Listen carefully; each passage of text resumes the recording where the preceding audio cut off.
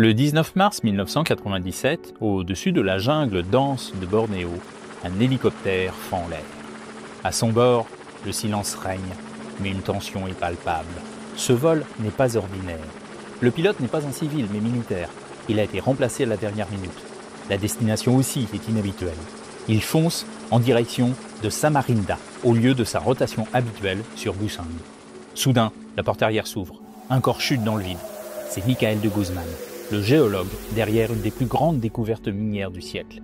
Mais est-ce vraiment une découverte ?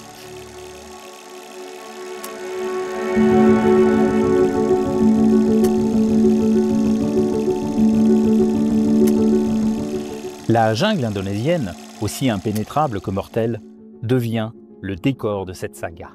À Busang, on murmure des récits d'immenses richesses cachées, charbon, gaz, or, mais que ceux qui s'y aventurent savent que tout se monnaie, y compris la loyauté et le silence.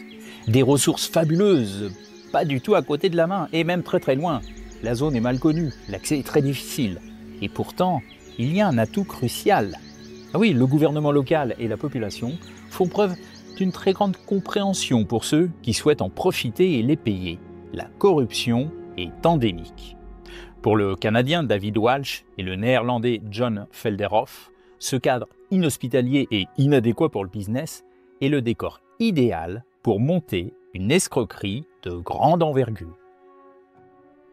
David Walsh, c'est un entrepreneur en quête de rédemption après un échec cinglant. John Felderhoff, charismatique, brillant géologue avec une obsession pour l'or, mais aussi pour les affaires troubles. Les deux vont se rencontrer dans l'atmosphère alcoolisée et enfumée d'un bar louche de Bornéo.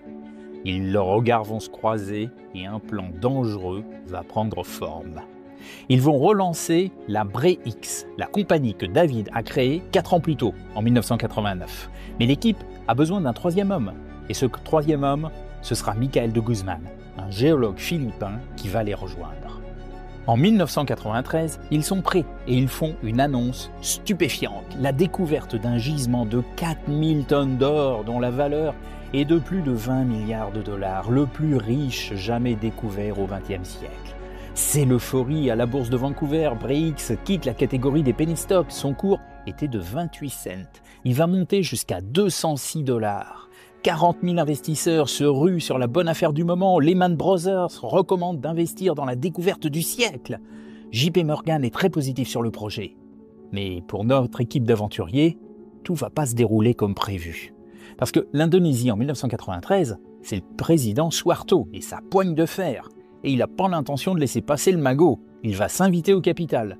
Alors, pour mieux valoriser sa participation, il décide de s'appuyer sur l'expertise incontestable d'un grand groupe minier américain plutôt que sur une petite équipe d'amateurs. En 1996, il va imposer un partenariat avec le géant minier américain Freeport-McMoRan. Alors, notre équipe d'aventuriers ne détient plus que 45% de la société. Ils perdent le contrôle. Quand Freeport-McMoRan entre en scène, l'équipe comprend que le jeu devient sérieux. Des analyses rigoureuses, des géologues aguerris. Cette fois, il n'est plus question de simples illusions. De Guzman est hanté par une vérité qui ne tarde pas à éclater. C'est un personnage tourmenté, on lui prête de multiples vies amoureuses dans plusieurs pays. Et pour quelle raison s'est-il prêté au jeu ? Il ne pouvait pas ignorer la réalité. La nouvelle équipe de géologues arrive sur site et prélève des échantillons de routine. Ils seront envoyés dans des laboratoires indépendants. Michael de Guzman est inquiet, il sait que les résultats seront négatifs. Sa raison vacille, il est au supplice. Chez Freeport-McMoRan, les premières anomalies sur les résultats des analyses suscitent des doutes. Seul dans sa chambre d'hôtel, le comportement de Michael a fortement inquiété un de ses collègues. Il craint qu'il ne commette l'irréparable. Le lendemain, nous sommes le 19 mars 1997 et Michael de Guzman part en hélicoptère, comme d'habitude, en direction du site d'exploitation. À son arrivée, l'équipage découvrira que la porte arrière est ouverte et à la place de Michael, une lettre expliquant son suicide. Un corps méconnaissable est rapidement retrouvé. Que s'est-il réellement passé ? Suicide ? Assassinat ? Mise en scène ? Le doute subsiste. Quelques semaines plus tard, la vérité finit par éclater. Les échantillons étaient salés, c'est-à-dire mélangés à de l'or pour faire croire à un vrai gisement. quand les analyses confirment l'absence d'or, c'est une onde de choc. La bourse de Vancouver s'effondre en cascade, comme une réaction en chaîne d'espoir brisé. L'or du siècle se révèle être une illusion, un mirage qui emporte avec lui l'argent de milliers d'investisseurs. Des sociétés minières prometteuses qui n'avaient absolument rien à voir avec Brick se sont emportées dans la vague de défiance qui traverse les investisseurs. Le butin de David, John et Michael s'élève à 100 millions de dollars. L'année suivante, en 1997, David Walsh meurt d'une rupture d'anévrisme dans sa résidence aux Bahamas. John Felderhoff s'est réfugié aux îles Caïmans. Il sera arrêté puis jugé en 2007. Le verdict ?